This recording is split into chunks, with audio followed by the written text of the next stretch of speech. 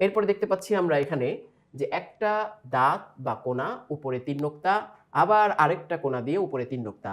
তার মানে সা, সা, লাম তার আপন আকৃতিতেই রয়েছে। নুন বা লাম। তো নুন এর কোণাটা রয়েছে কারণ এক কোণার উপরে এক নোক্তা দিলেই কিন্তু সেটা নুন হয়ে যায়। তো নুন বা এক কোণার নিচে এক নোক্তা। এরপরে কি নুন বা লাম হয়ে গেল আমাদের। এরপরে এক কোণার নিচে এক নোক্তা, উপরে ২ নোক্তা, ইয়া তা, ইয়া তা, তারপরে সাথে লাম, ইয়া তা লাম। তা সিন। তো এখানে এক কোণা, সিনটা তার আপন আকৃতিতে আছে, তা সিন। এরপরে আমরা এদিকে চলে আসি। বা, বা, লাম। একটা কোণা এক নোক্তা, আরেকটা কোণা এক নোক্তা। নোক্তাটা কোথায়? নিচে। নোক্তাটা যদি উপরে থাকতো তাহলে হতো কি নুন, যেটা আমাদের সামনে আসতেছে। তো নোক্তাটা যেহেতু নিচে এবং দুইটাই কোণা, নোক্তা দুইটা। আচ্ছা, এই গোলাকৃতি এই যে বিন্দু যদি আমরা বলতে পারি, এটাকে আরবিতে কি বলা হয়? নোক্তাহ বলা হয়। তো সেখান থেকে আমরা বাংলায় বলি নোক্তা, এভাবে বাংলাটা ব্যবহার করি। যার বাংলা অর্থ যদি আমরা বলি তাহলে কি বিন্দু।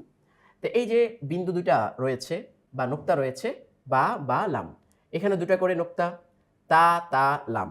এখানে আমরা দেখতে পাচ্ছি একটা কোণা উপরে ৩ নোক্তা, আবার এক কোণা উপরে ২ নোক্তা, নুন তার আপন অবস্থায় রয়েছে, তাহলে সা তা নুন। এখানে দুটা হরফ একসাথে তার আপন আকৃতিতে নেই, শুধু কোণা দিয়ে তাকে প্রকাশ করা হয়েছে। এক কোণা উপরে এক নোক্তা, তার মানে নুন। একটা দাঁত উপরে এক নোক্তা, তাহলে কি হলো? নুন নুন সাথে লাম। এরপরে যদি আমরা দেখি একটা কোণা নিচে ২ নোক্তা, তার মানে ইয়া।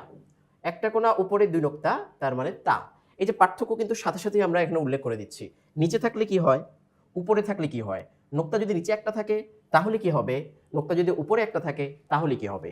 তো ২ নিচে থাকলে কি, উপরে ২ নোক্তা থাকলে কি, উপরে ৩ থাকলে কি, এভাবে কিন্তু কথাগুলো উল্লেখ করা হচ্ছে।